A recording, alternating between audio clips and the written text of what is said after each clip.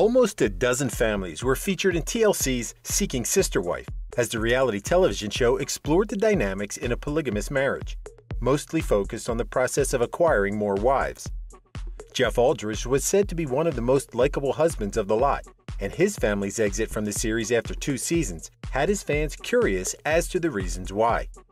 Polygamy, or the practice of having more than one wife, usually, or husband at the same time, is illegal in all 50 states of the U.S.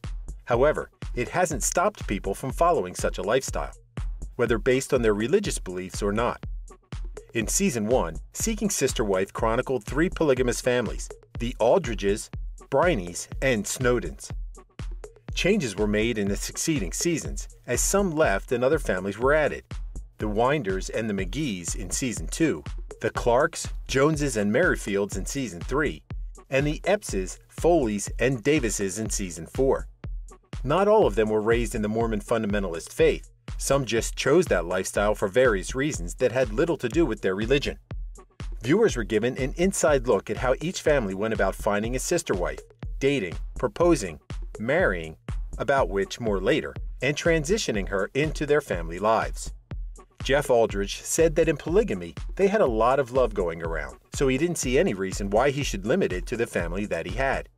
He was 44 when he met 22-year-old Vanessa at a party in the house of Cody Brown, another Seeking Sister Wives participant. She normally wouldn't go for someone that much older than herself, but found him handsome and youthful, so the considerable age difference between them never became an issue. There was also that warmth in his personality that drew her to him. She might not have been raised in a polygamous home, but she chose this lifestyle when she was in her late teens. They had 3 children: Dane, Zara, and Sebastian. Charis, Jeff's second wife, grew up with her father having 2 wives and said that it was great, so she was convinced that she wanted to be in a plural marriage as well. She was 18 when she met Jeff, who was 25 years older than her. They both worked as cooks at a youth camp one weekend and had a lot of fun, and it went on from there. She fell for him because of his strong spiritual drive and his desire to lead his family in goodness. They had 5 kids: Daniel, Dalinar, Misty, Serenity, and Chloe. Living in the same house with a sister wife took a lot of adjustment, as they had to figure out how to get along well in sharing a husband. What worked best for them was to have alternate nights with Jeff. When it was Vanessa's turn to be with Jeff at night, then it would be Charis who would fix them dinner and then breakfast the following morning, so that the two could just take their time and sleep in. They switched roles when it was Charis's turn.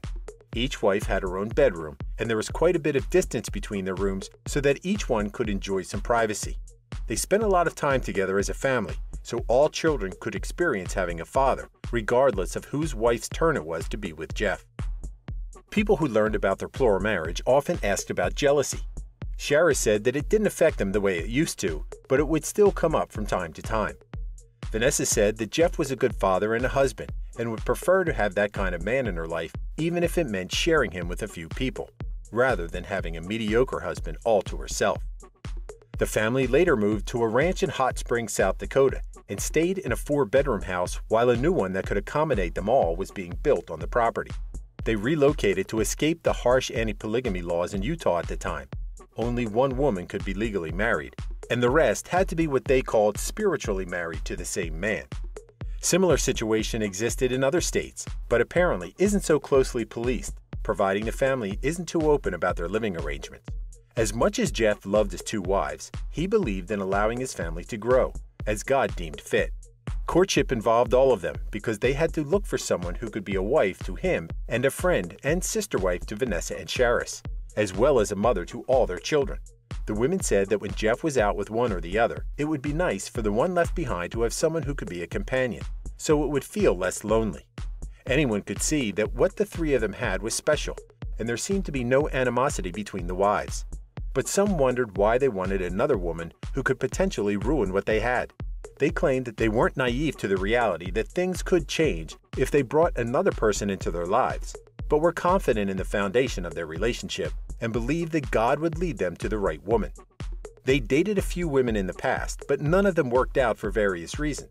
Here are 2 women that they were considering to be part of their family during their stint in the show. A friend of Charis introduced Melina to her via social media, and they discovered that they had a lot of things in common. When Charis found out that Melina was interested in the plural lifestyle, it made her excited, as they were thinking of expanding their family. Initially, it was only Jeff and Charis who had been talking with Melina, and they both liked her. He found her to be down-to-earth and genuine.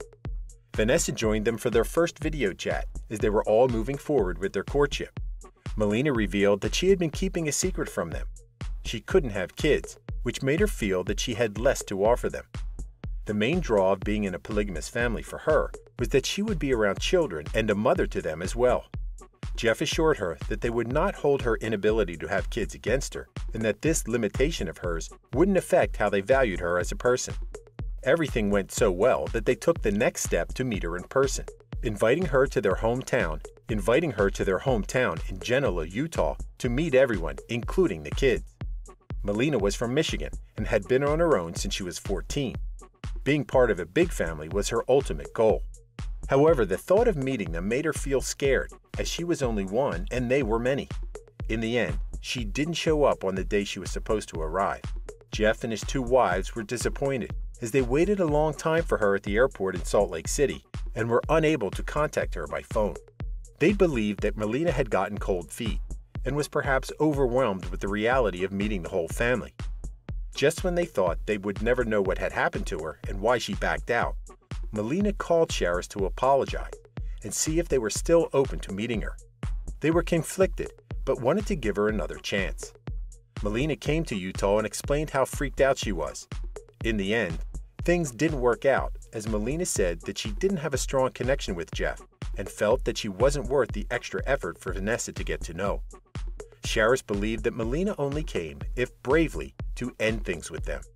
A mutual acquaintance relayed to the Alldredges that a very nice girl named Jennifer, who grew up in the fundamentalist Church of Jesus Christ of Latter-day Saints, was interested in meeting them, saying that she wanted to return to her religious roots and live a quiet life. 31-year-old Jennifer wasn't someone that the family would typically go for, if they would solely base it on what she posted on her Facebook page. However, they wanted to get to know her better, and so they texted and video chatted with her for a few months. As she worked as a nail technician by day and a bartender at night, there was no time for her to go to Utah. So Jeff and his wives went to Niagara Falls to meet her. They had a picnic at a state park and enjoyed their time with her, as she had a bubbly personality and was fun to talk to. She was quite a handful, but Jeff was attracted to her from the start. He went on a solo date with her at the skating rink, and it went well. She was supposed to spend time with Vanessa and Charis in the evening, but had a family emergency and had to cancel the rest of their plans. Even if they found her abrupt exit somewhat suspicious, they gave her the benefit of the doubt, and their communication continued when they returned to South Dakota. As their time with her was cut short, they made plans for her to come visit them and meet the rest of the family. However, they received a text from her supposed brother, who said Jennifer was rushed to the hospital for emergency surgery because her appendix had ruptured. What was even more strange was the text they received from her sister later on, that Jennifer had died 7 days after the surgery. As Jeff started digging for more information about her, he discovered that she had been lying to them. They later saw her post on Instagram looking very much alive. The family couldn't make sense of her purpose in stringing them along, and thought that they were being set up for something that just didn't come about. At the tell-all special of the show, in which the cast members were present, with Soo Chin Pak as the host and moderator, the Alldredges were shocked to see Jennifer in a video chat. The host tried to get Jennifer to explain the lies she told, even going as far as faking her own death. It turned out that at the time she was communicating with the Alldredges about the possibility of being part of their family, she was also seeing another man by whom she became pregnant. The moment she learned about her condition, her sister, whom she said was young and dumb, texted Jeff that she'd passed away. It was difficult for Jennifer to come clean about her situation because she didn't want to be judged unfairly, apparently not considering that lying didn't help. At first, she said that she didn't care what the Alldredges thought of her because what was important was her unborn child, but later said that she was genuinely sorry for what she put them through and that it was not intentional. Jeff and his wives forgave her and wished her luck with this new chapter in her life. That said, they still found all of what she said to be dubious, as the trust was already broken, and besides, information still coming in indicated that everything that she told them about herself since the beginning was all lies. Charis posted this on her Facebook page. "We sincerely hope that Jennifer can heal from whatever has happened in her life that caused her to act like this. We don't know what that was, but we think it's obvious she's hurting." Many were shocked when Season 3 of Seeking Sister Wife premiered in 2021 and realized that the Alldredges were no longer part of the show. Some wondered if it had something to do with Jeff having a first wife that was not Vanessa. It was said that he was legally married to a woman named Cynthia and had 8 children with her. But Charis explained that the two had separated years ago. Most of the kids lived on their own, with the youngest in high school. The reason why they never mentioned her in the show was that they respected her wish for privacy. As the network wasn't forthcoming with an explanation of the family's exit from the show, fans asked the Alldredges about it via their Facebook account. Based on what Charis said, it appeared that they weren't invited to appear further in the series, but they also didn't know the reason behind it. Not being part of it didn't seem to upset them, however.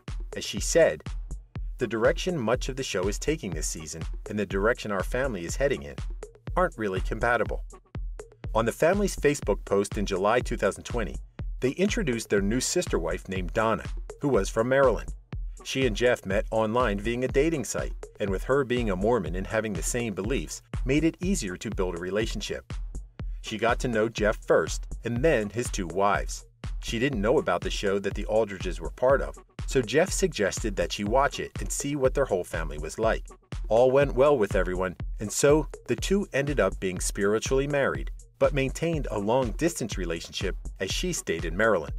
However, it seemed that marrying into a polygamous family had a negative impact on her ongoing custody battle with her daughter, Evelyn. The Alldredges began a GoFundMe campaign called "Sister Wife's Child Taken, Please Help," to raise $10,000 for Donna's legal fees. While shocking, many weren't surprised that on the family's Facebook page, Charis shared the unfortunate news that the marriage between Jeff and Donna was over. It was said that they were physically separated by November 2020, and the decision to end things was finalized in April 2021. They didn't disclose further details, but some believe that Donna didn't want to jeopardize her chances of losing the custody battle for her child, so this had to happen. Vanessa said that going through a failed courtship took its toll on one's heart and made one wonder what they were doing it for. As she looked at the family that they'd built together, however, she knew that it was all worth it. Charis believed that if they'd found the right person, their situation would be better. For Jeff, he still had hope for the future, as they hadn't really lost anything when things didn't work out with a prospective wife, but that they were just waiting to gain. They may no longer be part of Seeking Sister Wife, but their search continues. Thank you for spending some time with us. Make sure to like and subscribe so you never miss another video. We also handpick these videos which we recommend you watch next. You can talk to us on all social medias or ask a question in the comments below. Thank you for being with us, and we'll see you back tomorrow.